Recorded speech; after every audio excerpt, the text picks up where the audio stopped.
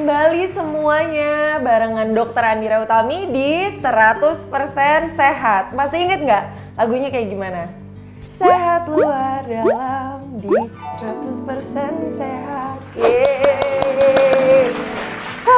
Ya ampun, hari ini kita mau lebih berwarna-warni ya, karena semenjak pandemi tuh biasanya tuh dokter tuh on and off pakai Snelly karena konsiderasi pembawaan virus dan bakteri dari rumah sakit ke rumah gitu. Jadi hari ini aku tidak memakai Snelly untuk mengingat periode pandemiku waktu dulu gitu. Meskipun harusnya pakai hazmat ya, bukan pakai baju sewarna-warni ini ya, gengs. Anyways, ngomongin tentang penyakit, pandemi, penyakit yang berkembang, emerging diseases. Tahu nggak teman-teman semuanya apa yang sedang merebak? Bukan wewangian, bukan wangi parfum loh, tapi ada sebuah penyakit yang namanya cacar monyet gitu. Tidak mengubah kalian jadi monkey, tidak mengubah suara kalian jadi UUAA, enggak, tapi ceritanya tuh lucu deh. Jadi awal mula cacar monyet ini muncul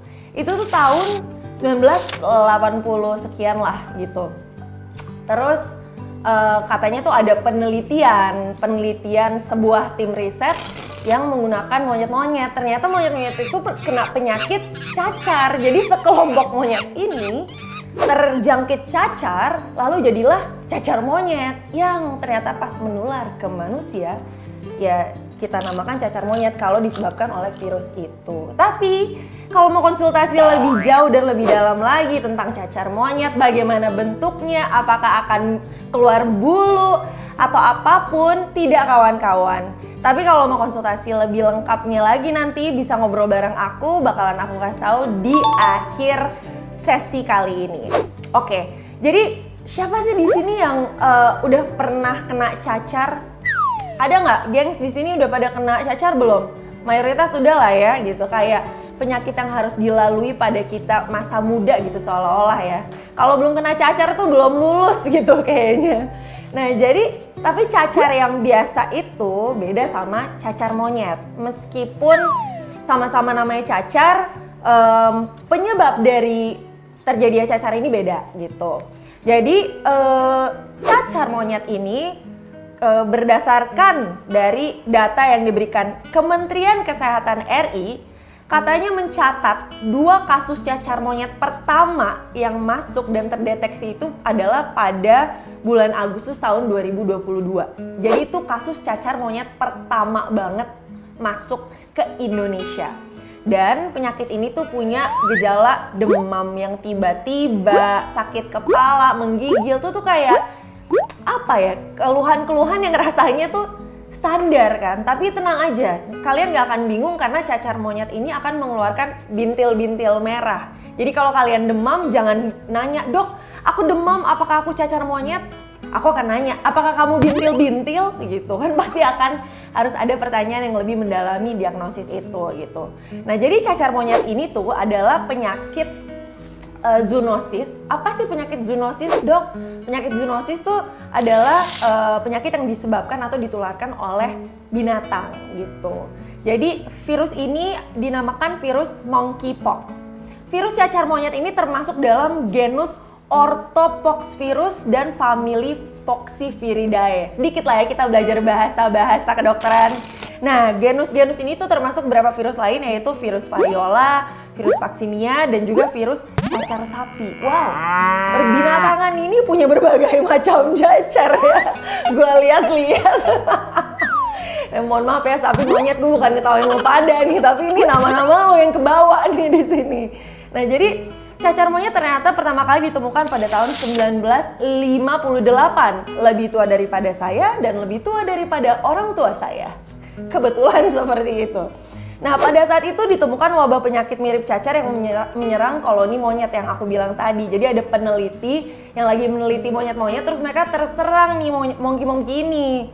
Nah, hal tersebut menyebabkan penyakit ini disebut sebagai cacar monyet karena dirasa itu pada saat itu tuh miliknya gitu.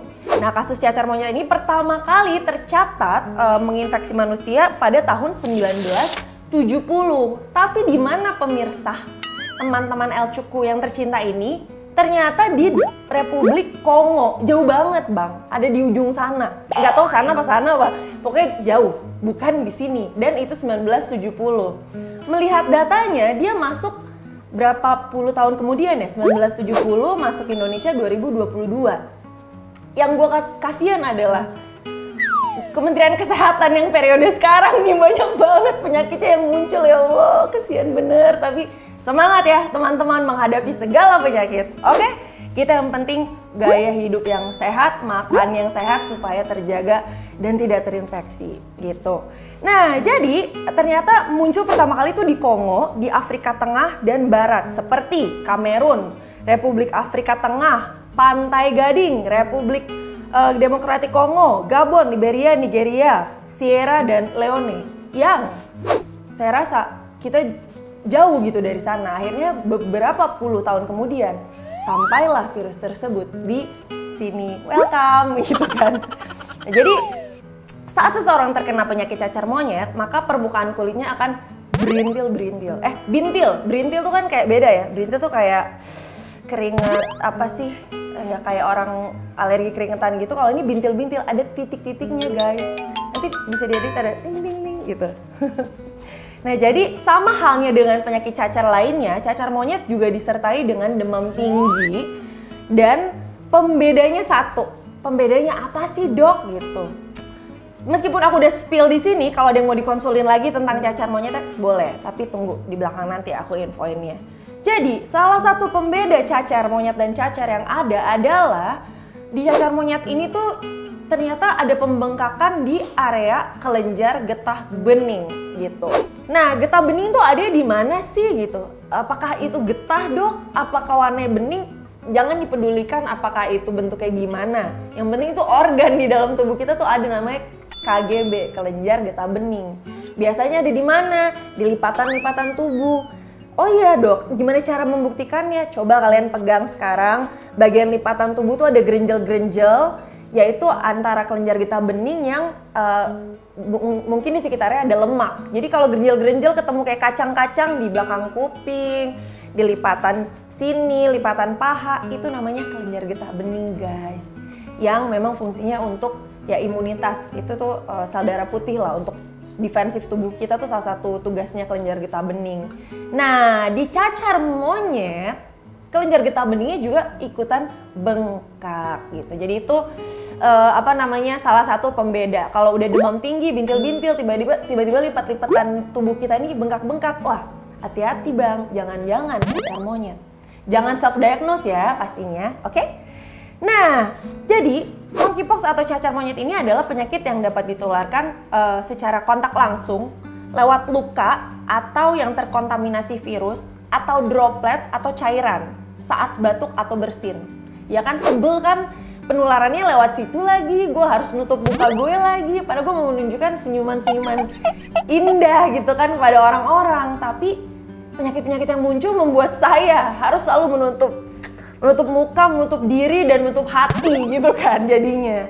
Akhirnya nih penularannya tuh jadi mostly itu memang lewat sesuatu yang terkontaminasi atau infeksi langsung dari binatangnya gitu. Biasanya dari gigitan hewan, kontak langsung dengan atau kulit hewan atau menyentuh benda yang terkontaminasi virus. Nah, gejala cacar monyet gimana sih guys? Gimana sih teman-teman?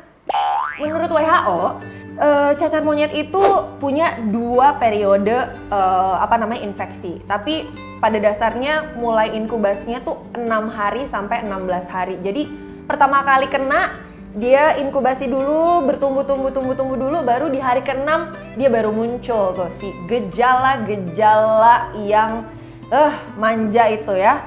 Pertama, periode invasi ini. Periode ini berlangsung dalam 0 sampai 5 hari setelah terinfeksi virus. Adapun beberapa gejala yang ditimbulkan adalah 1. Sakit kepala berat, 2. Demam, 3. Sakit punggung, ada lemas-lemas, nyeri otot, mual muntah, dan pembengkakan pada kelenjar getah bening. Tapi trikinya di sini adalah apa? Kadang-kadang orang kalau mau sakit dan infeksi, ada pengalaman atau mengalami infeksi, kelenjar getah bening tuh standar dan normal banget untuk mengalami pembengkakan. Jadi kayak diagnosisnya mungkin para tenaga kesehatan akan jadi lebih challenging di situ karena memang ada beberapa kejadian di mana kalau orang demam atau infeksi, kelenjar getah beningnya tuh juga ikutan bengkak dan gak mesti cacar monyet gitu. Jadi mungkin itu harus ya itu tugas kita lah ya mendiagnosis. Terus berikutnya adalah perbedaan utamanya tadi kan memang pembengkakan, tapi lagi-lagi infeksi lain pun masih mungkin membuat kelenjar getah bening bengkak. Nah, periode yang kedua adalah periode erupsi pada kulit. Gejala utama periode erupsi itu adalah munculnya ruam pada kulit. Biasanya akan terjadi pada 1-3 hari setelah pengidapnya mengalami demam. Demam yang nggak selesai-selesai atau demam yang naik turun gitu. Pertama-tama ruamnya itu akan muncul dari wajah menyebar ke seluruh tubuh. Dan lalu ke area tangan dan juga kaki gitu. Jadi ruam kulit diawali dengan bintik-bintik, kemudian menjadi lenting. Lenting tuh kayak ada kayak atapnya gitu, terus dalamnya ada cairan kayak gitu. Ibaratnya kayak lepuhan gitu. Nah, jadi untuk mendiagnosis pastinya 1, jangan self-diagnosing. 2, jangan panik. Meskipun ya menurut berita nih, cacar monyet per 25 Oktober 2023 kasus aktifnya itu udah 12. Jadi ya kita harus tetap menjaga kesehatan dan hati-hati lah, jaga kebersihan juga supaya ya itu tidak meningkat dan tidak menjadi persoalan baru di negara kita, Indonesia tercinta ini. Tolong, sudah cukup permasalahannya. Curhat. Jadi diagnosis cacar monyet ini gimana sih caranya memastikan? Nah, salah satu caranya memang dari anamnesis, dari keluhan, tapi kita bisa juga menggunakan pakai PCR, polymerase chain reaction. Jadi untuk menganalisa sampel yang diambil dari kulitnya. Jadi lesi kulitnya tuh diset, terus dilihat pakai PCR, si polymerase chain reaction gitu. Jadi PCR tuh nggak dipakai cuma buat satu penyakit guys. Untuk menganalisa beberapa penyakit yang virus based, misalkan berbasis virus, bisa digunakan PCR gitu. Nah, jadi caranya gimana sih, gengs? Lagi-lagi untuk menghindari penyakit. Mungkin terdengar, dok bosen diingetin, dok standar banget. Tapi masalahnya itu adalah kuncian utamanya. Pertama, harus pola dan gaya hidup sehat karena itu pasti akan meningkatkan imun, stamina kita. Udah nggak ada obat yang lain selain memakan makanan tuh yang bernutrisi. Kedua adalah menjaga pola hidup yang bersih dan sehat. Selalu sering menyeringkan diri cuci tangan di bawah air yang mengalir. Terus setiap kali mau makan atau apa, please cuci tangan dulu gitu. Mungkin karena kita udah terlalu berteman dengan bakteri kayak, hai bro, santai lah lo hari ini masuk ke gua gitu. Ya Allah, jangan, oke? Jadi harus keep semuanya bersih karena ternyata saran dan rekomendasinya adalah itu menjaga gaya hidup dan kebersihan, terutama di kasus si cacar monyet ini karena biasanya dari tempat-tempat atau dataran yang terkontaminasi atau ya dari itu bersinan lah apa segala macam yang disebabkan oleh ya tidak menjaga kebersihan dan sekeliling kita juga nggak ikut menjaga gitu. Nah, anyways, karena tadi aku belum nge-spill ke kalian tentang gimana cara kita bisa ngobrol-ngobrol, teman-teman bisa download aplikasi Fanmade. Di situ bisa ada fitur yang membuat kalian bisa ngobrol dan chat sama aku pastinya. Dan kalau boleh tolongin aku dong pilihin topik yang untuk aku bahas berikutnya tuh enaknya apa. Aku mau ngebahas tentang ada selingkuh itu karena genetik, ada juga dampak dari kecanduan kopi. Bayangin loh, kopi bisa kecanduan loh gengs gitu. Ada tips-tips cara nurunin berat badan yang nggak pakai repot. Kapan lagi mau nurunin BB tapi syaratnya adalah nggak repot, ya kan? Pasti mau. Jadi tolongin dong bantuin aku pilih salah satu yang mana dulu yang patut kita bahas dan kupas tuntas. Jangan lupa dipilihnya juga lewat aplikasi Fanmade. Oh ya, jangan lupa untuk nge-like, share, subscribe, dan komen di sini. Jangan lupa juga di-subscribe channel YouTube-nya Elcuk Entertainment karena bakalan banyak video-video podcast seru yang ditemani sama podcaster yang lainnya juga karena bakalan banyak informasi, ada tawa canda sama-sama. Pokoknya jangan lupa, we'll see you again on the next episode. Sampai jumpa.